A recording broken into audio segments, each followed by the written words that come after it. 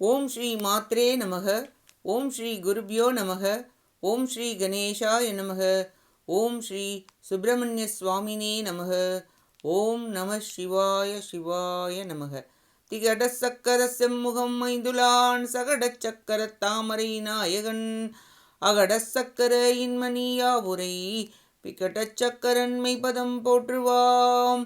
அருவமும் உருவும் ஆகி அனாதியாய் பலவாய் ஒன்றாய் பிரம்மமாய் நின்ற ஜோதி பிழம்பு அதுவோர் மீனியாக கருணை கூர் முகங்கள் ஆறும் கரங்கள் 12 கொண்டே ஒரு திருமுருகன் வந்தாங்கு உதித்தனன் உலகம் உய்ய.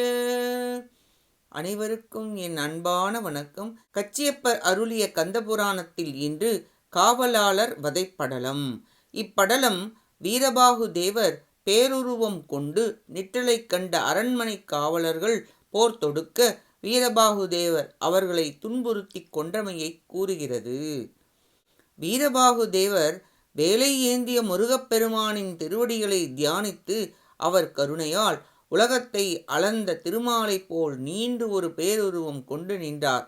வீரக்கழல் அணிந்த திருவடிகள் பாதாளத்திற்குள் சென்றன. நீண்ட முடியானது வானத்திற்கு மேலே சென்றது. முன்கைகள் திசைகளை தொட்டன. மகிழ்ச்சியுடன் அவர் நின்றிருத்தலையும் அவர் வலிமையையும் பார்த்து அஷ்டநாகங்கள் வலிமை இழந்தன. வீரமகேந்திரபுரம் நடுங்கியது. கடலின் நீர் அலைகள் எழுந்து அரண்மனைக்குள் நுழைந்து அரச சபைக்குள் சென்றது. எங்கும் பாம்புகள் சென்றன. யானைகளுக்கு மதம் பிடித்தது. குதிரைகள் தாவி ஆறு போல் சென்றன. பல மாளிகைகள் கடலுக்குள் சென்றது. பேருருவத்தைக் கண்ட அனைவரும் பயந்து அலறி ஓடி சென்றனர். வஞ்சகன் ஒருவன் வந்துள்ளான் என்று கூவி ஒருவரை ஒருவர் ஒன்று சேர்ந்து கொண்டு அரண்மனை காவலாளர்கள், இவனை நாம் கொல்லவில்லையேல் அரசன் நம்மை கொண்டு விடுவான், இது நிச்சயம் என்று எண்ணி 50 வெள்ளம் எண்ணிக்கை உள்ள அரண்மனையை காத்து வந்த காவலாளர்கள் போரிட ஒன்று கூடி வந்தனர். அண்டமும் பிளந்திடுமாறு ஆரவாரம் செய்தனர். அனைத்து ஆயுதங்களையும் எரிந்தனர். 1000 கோடி இடி கூட்டங்கள் உடையன போன்று தம் தோள்களை தட்டினார். ஆரவாரம் செய்தார் வீரபாகு தேவர். அச்சம் தரும் இடியினால் விழுந்த கழுகு போல் ஆனார்கள் அசுரர்கள். இவர்களை வாளெடுத்து போரிடேன் என்று கூறி கோபம் கொண்டு ஒருவரையும் விடாமல் சிலரை மிதித்தார், சிலரை நசுக்கினார், சிலரை அடித்தார், சிலரை உருட்டினார், சிலரை புரட்டினார், சிலரின் கைகளை ஒடித்தார், சிலரின் கழுத்தை திருகினார், சிலரின் மார்பை பிளந்தார், சிலரின் தோலை உரித்தார், சிலரின் ஆயுதங்களை துகள்களாக்கினார், சிலரை சுழற்றி வீசி எறிந்தார், சிலரை இடித்து அடித்தார், சிலரை பிசைந்து பிழிந்தார், சிலரை தூக்கி சிதைத்து கீழிட்டு அரைத்தார், சிலரை காற்று போல் சுழற்றினார், சிலரை துன்புறுத்தி அழித்தார், அனைவரையும் விடாமல் அழித்தார். பறவைகள் தனக்கு உணவு கிடைத்தது என உண்பதற்காக எங்கும் பறந்து திரிந்தன. ஆண் சிங்கம் ஒன்று கூட்டமான மான் இனத்தை அழித்தது போல் அரண்மனை காவலாளர்கள் 50 வெள்ளம் படை வீரர்களையும் விரைந்து அழித்தார். உமையம்மையின் கால் சிலம்பிலிருந்து தோன்றிய வீரபாகு தேவர் போரிட வந்த அரண்மனை காவலாளர்களாகிய அசுரர்களை அழித்தது.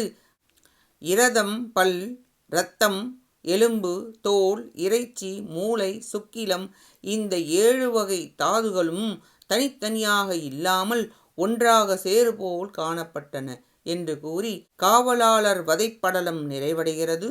அடுத்த பதிவில் நகரழி படலம் பற்றி பார்ப்போம்.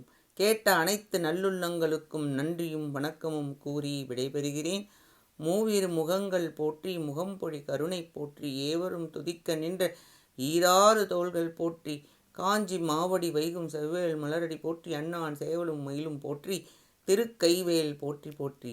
ஆறிரு தடந்தோள் வாழ்க ஆறுமுகம் வாழ்க வெப்பை கூறுசை தனிவேல் வாழ்க குக்குடம் வாழ்க செவ்வேள் ஏரிய மஞ்சை வாழ்க யானைத்தன் அணங்கு வாழ்க மாறிலா வள்ளி வாழ்க வாழ்க சீரடியாரெல்லாம்.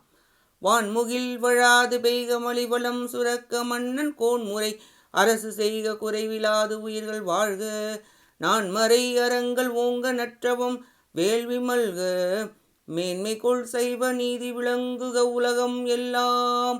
வெற்றிவேல் முருகனுக்கு அரோஹரா. காஞ்சி குமரகோட்ட முருகனுக்கு அரோஹரா. நன்றி, வணக்கம். ஏலும் மயிலும் துணை. ஓம் சரவணபவ முருகா சரணம். திருச்சிற்றம்பலம்.